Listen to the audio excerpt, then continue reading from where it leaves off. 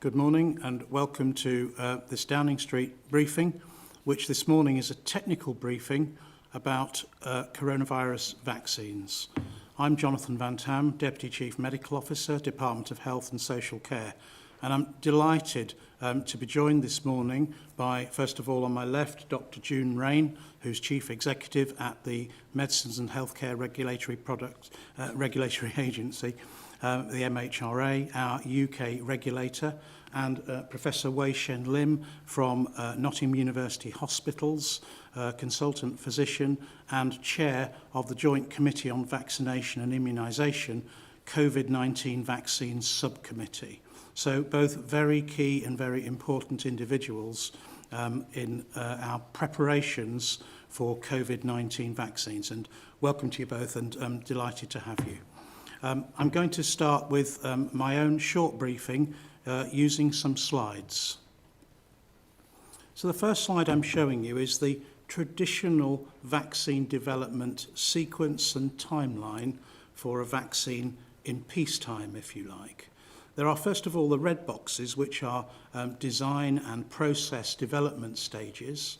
And finally, one gets to the point where it is time to do clinical trials in humans. And these pass sequentially through phase 1, which are small studies. They are focusing on initial safety and they are focusing on dosage. Phase 2 studies, which follow, which focus on determining whether vaccines can generate an immune response. And by that, I mean can elicit antibodies in humans. Those phase 2 studies are not so small, they are medium-sized. And if successful, companies then move on to phase 3, which are trials in the real world, if you like, where what we are looking for is a signal that the vaccines not only generate antibodies, as we've seen in phase 2, but also protect people from real-life disease that's out there, from disease. And those trials are very big indeed. And typically for the vaccine studies in the COVID arena, these studies are 30 to 50,000 individuals per phase 3 trial. They're very large. Safety assessment actually takes place in all of those clinical trials, all the way through. And then if you're successful at every stage, and there's often a decision point in between stages within a company, there is a regulatory filing, and the regulator in a given country, in our case the MHRA, then performs a review. And only after that has been done can there be large-scale production and distribution. That's the normal peacetime route to bringing a vaccine into human use. Next slide, please. But in the case of the COVID-19 pandemic, everyone knows that this is a public health emergency, and we are in a much more difficult position. But as you can see, there's some slight variations on how the clinical trials are put together. There are still the design and the process stages. There still has to be a clinical trial authorization, and there still has to be phase 1, phase 2, and phase 3 studies. They are no smaller just because this is a public health emergency. The standards are no lower just because this is a public health emergency. And the phase 3 trials are still very big. Where the differences are, and I hope you can see these on the slide, is first of all that the trials overlap. Companies and governments make decisions to move on to the next phase whilst just completing the last phases of the previous trial. So phase 1 and phase 2 and phase 3 have been brought closer together and overlapping, but they haven't changed in terms of size and reach. And the data from each of those phases individually can go forwards to the regulator in terms of a rolling regulatory review. In other words, the regulator can start to look at things earlier than they would normally do. And the companies have made decisions to begin large-scale production at risk. By at risk, I mean at risk to them. that if their product then doesn't make it through phase 3 trials, they'll have to literally destroy all that they've made. They can't use it. But they've recognised the public health emergency and have been prepared to make those kind of investment decisions in the hope that the trials will be successful. And that's really the big differences between where we are traditionally with vaccines and where we are now with COVID-19. I'm now going to pass over to Dr. Raine to tell you a little bit more about how vaccines are regulated and authorised for human use. June. Thank you. The Medicines and Healthcare Products Regulatory Agency is the UK's independent regulator. Our role is to ensure that medicines and devices and vaccines work and are safe for use.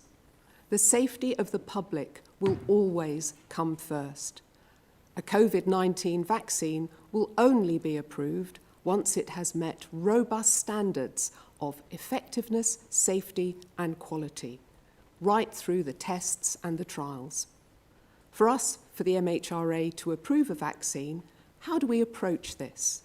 Our teams of scientists and clinicians carefully, methodically, scientifically, rigorously review all the data on safety, effectiveness and quality.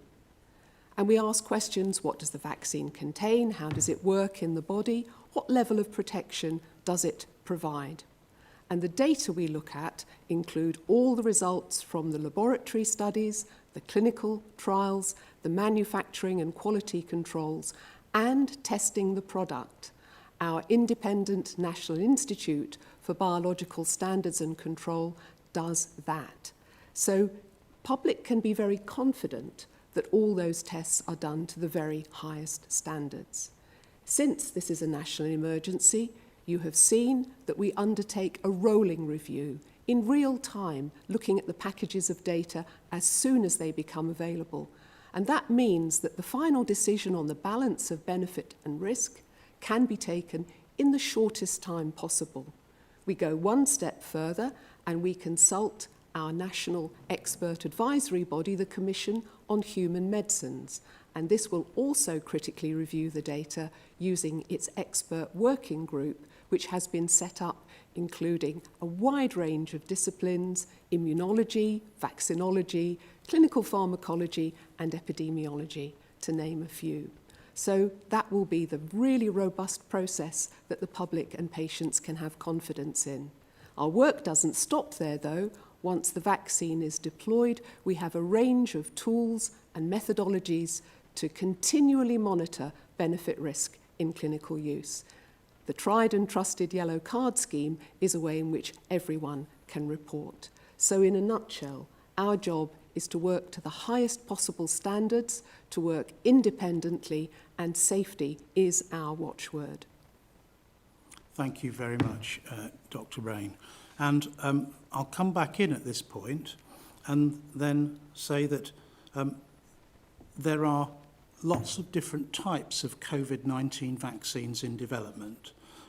On the next slide, you can see the types of vaccines where the UK has an agreement with one or more companies for a supply to a total of 350 million doses if all of those products and trials were to work. But many of them are still in development or phase 3 trials, and we don't know the results yet, and we don't know the outcomes from the independent regulatory processes. So just to give you some flavour of the kind of vaccines that potentially may come through over the next year or so, there are the messenger RNA vaccines. That was the subject of the Pfizer announcement on Monday. These vaccines essentially send a coded message to the immune system to tell it to make COVID antibodies.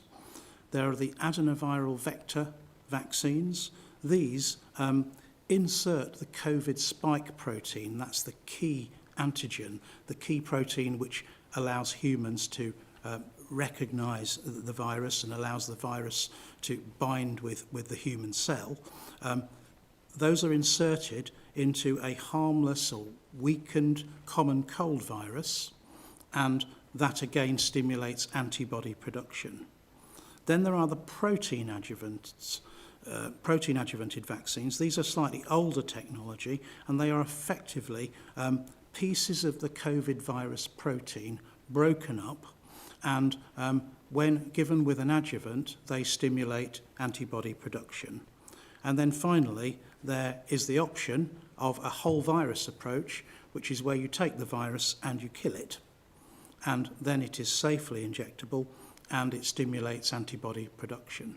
So there are many different approaches, many different manufacturers, and we're just at the beginning of this journey. And it is that complexity of what we hope we'll have soon versus what we hope we'll have within 9 to 12 months that makes the job of the Joint Committee on Vaccination and Immunisation very challenging indeed, but a terribly important job in terms of then determining, after authorisation, who should receive the vaccine. And Professor Lim is here to explain to you some more about that. Thank you very much. As Jonathan says, the Joint Committee on Vaccination and Immunisation, JCVI, is an independent expert committee, and we're constituted to advise the Secretary of State on the provision of vaccination and immunisation. During this pandemic, we've been meeting weekly recently to appraise ourselves of all the available scientific information that is relevant and to be able to make the best possible recommendation in the most timely manner. This is all on an independent basis. I just want to describe the current interim recommendation from JCVI regarding the priority groups for vaccination when a COVID vaccine becomes available. The current phase that we would suggest or recommend is a phase where we prioritize the most vulnerable individuals in society, specifically people who are most likely to die from severe COVID-19 infection. And we take into account the important role of the NHS and social care as well. A further consideration in our prioritization is that the program needs to be recognizable, it needs to be understandable to everybody, and importantly, it needs to be deliverable. We've reviewed data on how the pandemic is progressing in the UK, the risk factors that are associated with severe disease from COVID-19, and mathematical models that have looked at different vaccination strategies and how those might work. I'll just come on to the priority groups as they are defined at the moment, and I just want to underline that these are interim current recommendations and they may change as we get more information. At the very top of our priority list are care home residents and people who work in care homes. This reflects the devastating impact of COVID-19 in our care homes, as we all know. Following on from care home residents, we will prioritize older individuals, going down age bands, down from 80-plus-year-olds to 60-plus-year-olds. And the reason for this is because age is by far the strongest risk factor associated with severe COVID-19 disease. Following on from those who are age 65 and above, we will then prioritize individuals, particularly adults, I should say, who have an underlying health condition that puts them at risk of COVID-19 disease. Following on from there, we will keep going down the age bands to individuals who are 50 years and above. That describes phase 1 of the program, and phase 1, as I say, is aimed at protecting the most vulnerable. If phase 1 is completed, then we will have protected, hopefully, over 99% of those individuals who are at risk of dying from COVID-19. We have not decided yet on who else should be vaccinated beyond phase 1. That's not to say that they shouldn't be vaccinated, but simply that we haven't decided yet on prioritization. And that's because we need more information, hopefully, on the vaccines, who they are good for, and whether they protect against transmission or infection. So these other recommendations will come in due course. Thank you, Shen. So that concludes our opening remarks from the table. I think we now have questions. Fergus Walsh is first. Just to remind all colleagues joining via Zoom or Teams that we do have a hard stop today at 10:45 because of the remembrance observance, and therefore we have to move at reasonable pace through these questions, and I hope you'll forgive us if we do that. Fergus, please. Yeah, question to Dr. Raine. Some people might be concerned that authorization might be rushed of COVID vaccines. Can you reassure people that safety won't be compromised? And to Professor Van-Tam, do you think it might be a good idea if the Prime Minister and people like yourself were first in the queue for a COVID vaccine, and that might be a mark of confidence in a COVID vaccine? Jude. Thank you. This is a critically important point. Although we have adapted our processes to undertake our rigorous review of effectiveness and safety in a rolling way, there is absolutely no chance that we will compromise on standards of safety or effectiveness. And the steps that help to reassure on that include our independent expert advisory committee, which is an even greater layer of independence. And so the question was, Fergus, would I be prepared to have it?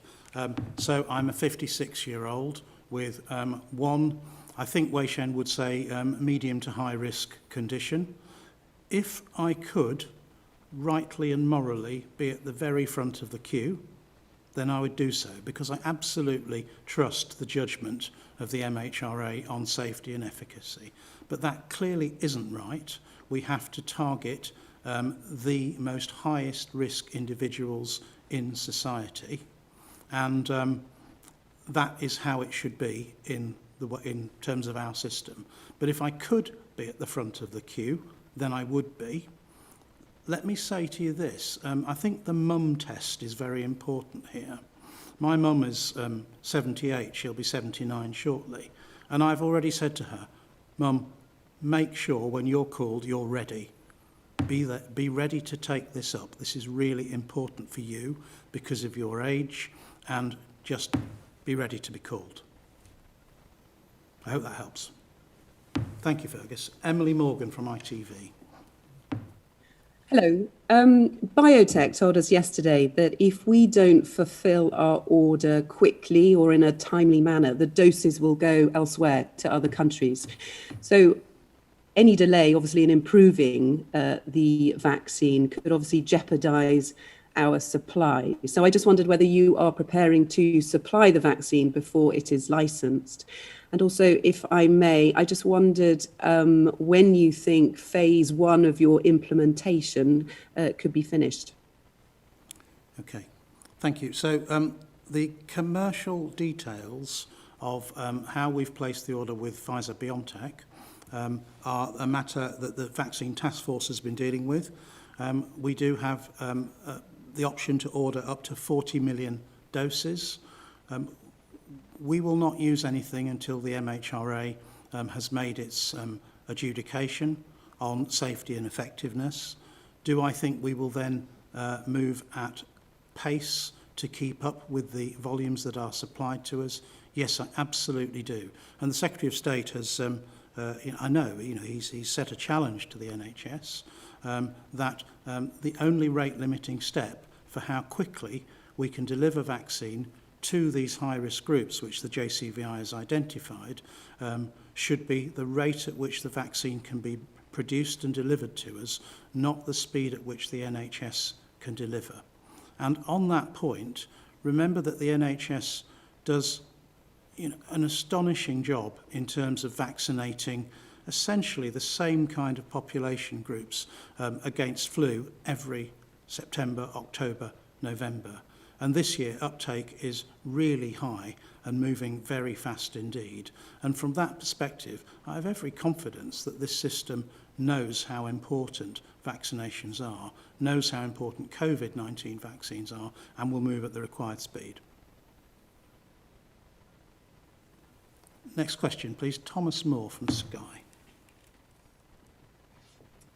Thank you very much. Professor Van-Tam, a vaccine that's 90% effective still leaves 10% vulnerable to disease. 532 people died yesterday. 10% may still have died even if all had had the vaccine. Can we return to normal by Easter, as some have suggested, if 53 people a day are still dying from COVID? And can I also ask Professor Wei-Shen Lim, it looks like lots of people under 50 who may well be at low risk of death but still face potentially lifelong debilitating effects of long COVID won't get the vaccine in the first phase. What circumstances would they receive a vaccine which, as we now know, is 90% effective? Thanks, Thomas. How soon are we going to return to normal, and what role will vaccines play in that? At this point, I don't think those questions can be answered.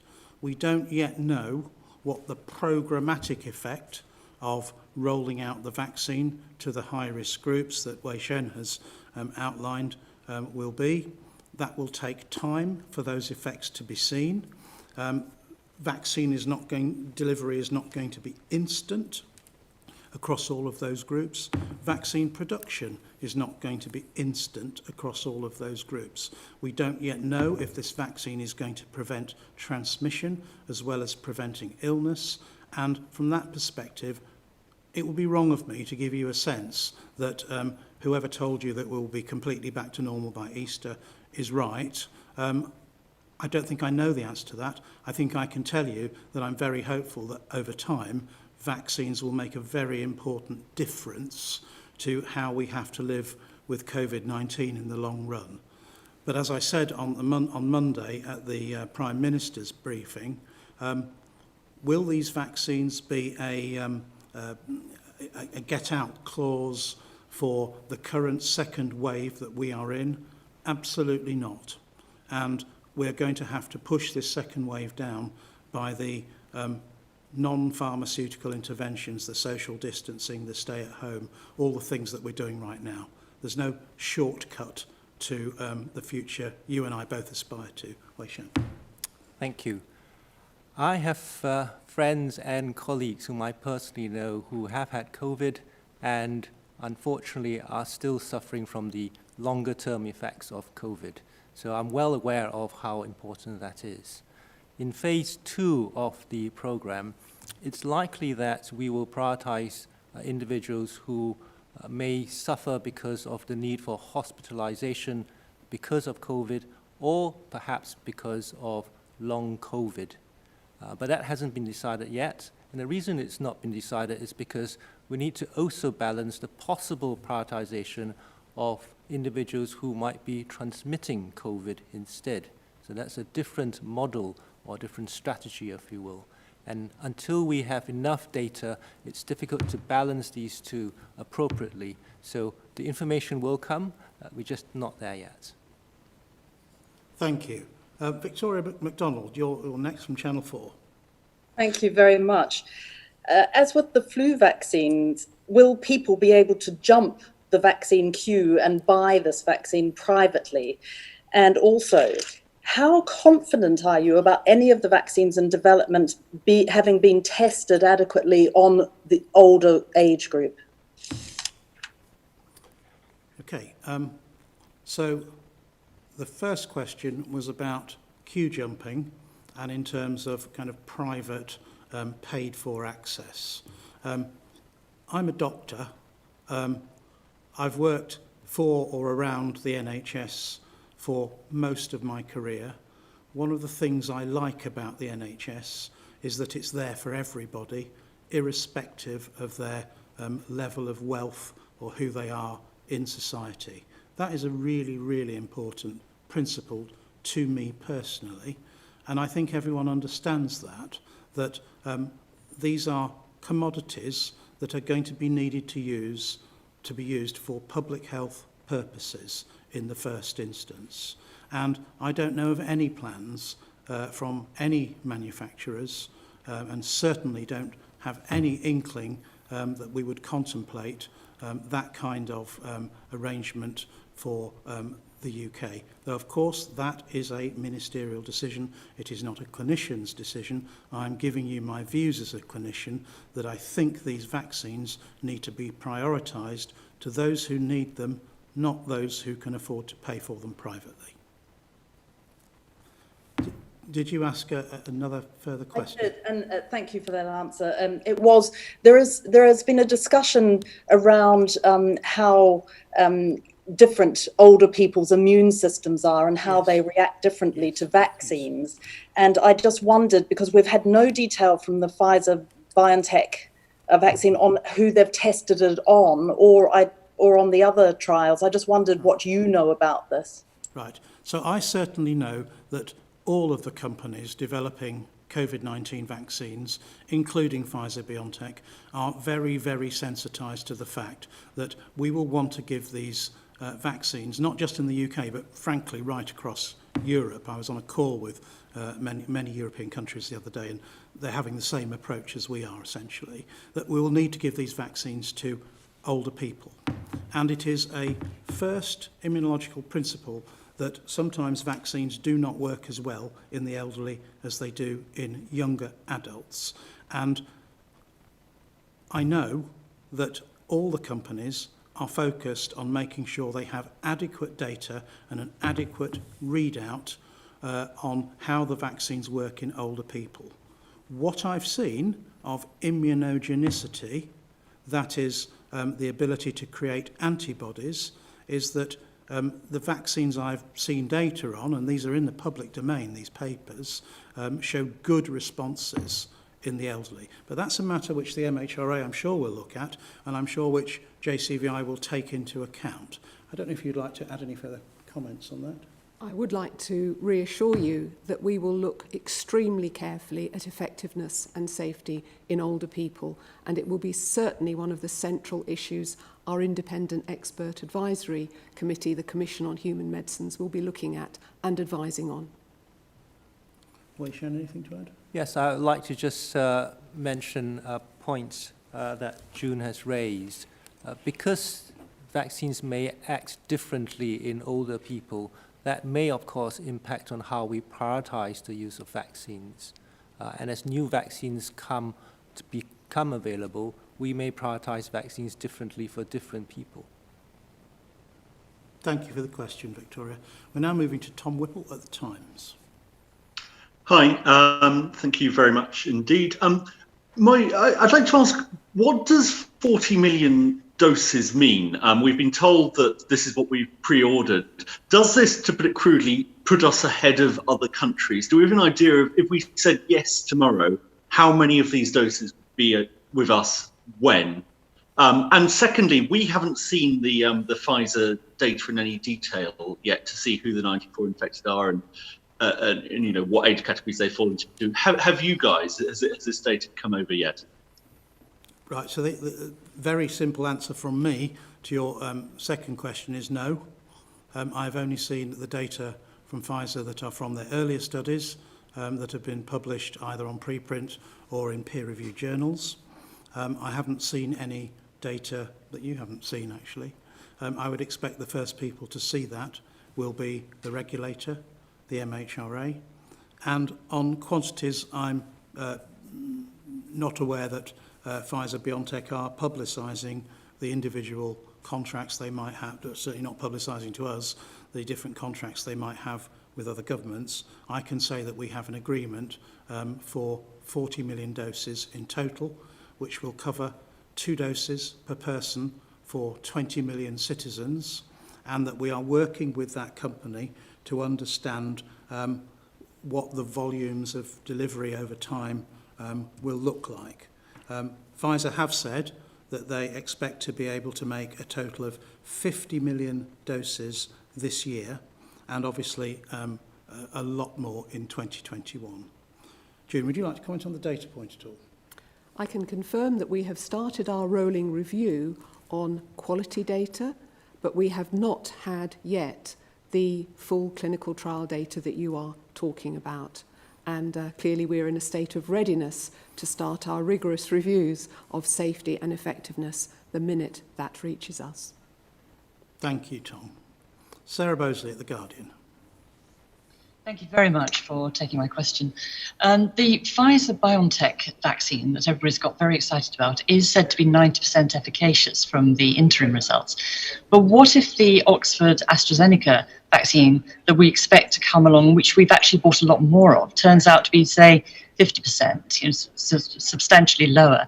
Could we see a scenario actually where populations here all around the world think they're getting an inferior vaccine? And also, could I ask Professor Shen Lim, will there be any priority for vaccination of Black, Asian and minority ethnic communities, given that we think they have been worse affected? Thank you, Sarah. I think most of the question is a question for Professor Lim to answer, but on the 90% point, that is an interim point estimate of effectiveness based upon the first cut of the data in the Pfizer-BioNTech phase 3 trial. And I'm searching through my notes for the Pfizer press release, but I'm absolutely certain that they intend to go on to 164 confirmed cases before they complete the trial. So the point I'm trying to make to you is that the 90% is a first estimate of effectiveness. That could change up, it could change down by the time the final results from the trial are in. And I think it'll be like that with all of the vaccines, that they'll do this interim readout. It'll give us a sense of how effective these vaccines are. But we won't have any finalised figures for quite some time, and we'll want to be delivering them long before we have those absolutely final data, which to my mind might well be as late as summer next year. Shen. Thank you. We've been focused quite a lot on vaccines and how we might give the vaccine, which is not surprising given the press release from Pfizer. But I'd just like to turn that round a moment. As a clinician, my concern are people and who are the most vulnerable. And ultimately, what we probably want to see from JCVI are recommendations saying for a particular group of people, what vaccines are most suitable. And so for maybe the older people group, which vaccines would we recommend? And there might be a preference in terms of the order of the vaccines that might be better for certain peoples. So that's the way I probably like to look at the problem rather than focus on the vaccine and how we might use the vaccine. On your second question, which is about prioritization of Black, Asian, and minority ethnic groups, that's really, really important. We know that there has been a disproportionate representation of Black, Asian, and minority ethnic groups for severe COVID disease. And the underlying factors behind that association are complex and they are multiple. They include social factors and societal factors, some of which, for example, are occupations. We know there are more Black, Asian, and minority ethnic groups represented in healthcare and in social care, for instance. There are differences in the amount of health conditions that some ethnic groups have. There are differences in terms of households, how big households are, whether they are multi-generational households or not. There are differences in access to healthcare. A lot of these social and societal factors also describe health inequalities. And one of the opportunities we should take with this vaccination program is to try and mitigate these health inequalities. That's done not simply by prioritization, but by tailoring our implementation in such a way that every patient group or people group are able to have access to vaccines to the best advantage. That may mean we have special implementation programs delivered by local community leaders who understand their communities, can engage with communities, can communicate in the correct way, can make sure that nobody has poor access to vaccines, perhaps by having flexible modes of delivery. But all of these processes, in terms of implementation, will help reduce health inequalities, which is by far a real important point that has been raised by the COVID pandemic. Thanks, Shen. So, Sarah, I'm going to come back in and say, look, on the point about, A versus B, well, I want A or I don't want A and I want B and I don't want B, you could be making a decision based on interim estimates of vaccine effectiveness rather than final ones. And the big win for us as a society, as a collection of individuals living together, is that we need speed of delivery and we need very high uptake in the groups that Shen is picking out as being the most at risk of dying or having complicated disease. So it's speed and also high uptake that are important. And I think in this space we've got to understand that it would be very easy to let the perfect become the enemy of the good here. Thank you. Kate Pickle from the Mail. Hello there. Hello. Hi, the reports that you're aiming to vaccinate around 1 million people a week. Matt Hancock himself has said this is a mammoth logistical challenge. And with the difficulties that we've already seen with PPE, for example, how confident are you that this will go smoothly? And also, how confident are you that this can be delivered without another impact on GP services? You're quite right. It's a mammoth challenge. The point I've just made to Sarah Bosley was that we need speed and high uptake to get the big win here. The NHS will be giving journalists and the public a proper briefing on their plans for rollout at speed next week. So I'm not going to steal their thunder by getting into the details.